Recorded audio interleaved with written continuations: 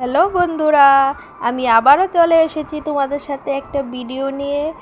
তো আজকের ভিডিওটা হয়েছে একটা রান্নার ভিডিও।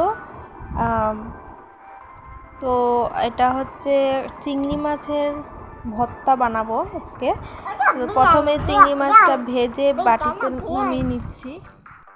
তারপর এটা নামিয়ে নেওয়ার পর এটা ঠান্ডা হতে হতে ততক্ষণে আমরা একটু পেঁয়াজ রসুনগুলি তৈরি করে নেব। তো এগুলি আমি আগে থেকে কেটে রেখেছিলাম, সব রেডি করেছি। তারপর কড়াইয়ের মধ্যে 3-4টা শুকনো মরিচ তেলে, তারপর পেঁয়াজ রসুন সবগুলো এগুলিও ভেজে নেব একটু তেলের মধ্যে। তারপর সবগুলো ভেজে নেওয়ার ভালো করে ভেজে টেজে এরপর নামিয়ে নেব।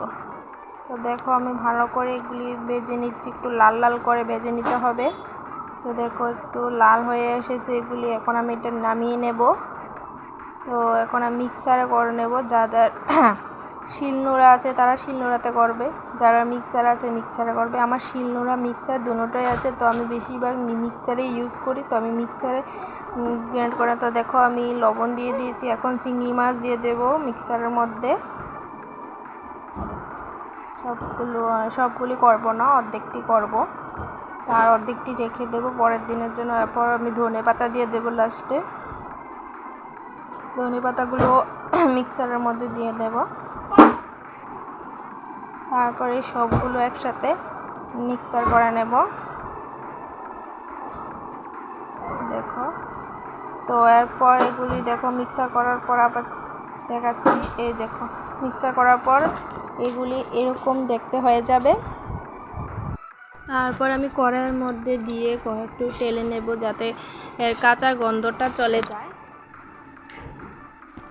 তারপর একটু ভাতের সাথে খেয়ে দেখাবো এটা কেমন হয়েছে। আমার নিজের রান্নার ভিডিও আমি নিজেই রিভিউ দিচ্ছি। তো এটা না খেলে কেউ বুঝতে পারবে না কেমন হয়েছে না হয়েছে, খেলে যে খাইতেই বলতে পারবে একমাত্র কেমন হয়েছে। খুব স্বাদ, দুর্দান্ত, অনেক অনেক খুব খুব স্বাদ হয়েছে। এটা না খেলে কেউ বিশ্বাসই করতে পারবে না। যারা যারা খাওনি তারা একবার ট্রাই করবে, আর যারা খেয়েছো তো খেয়েছো, তাদের তো জানাই আছে তাই এটা স্বাদ কীরকম হতে পারে। তো টাটা, আজকে এতটুকুই।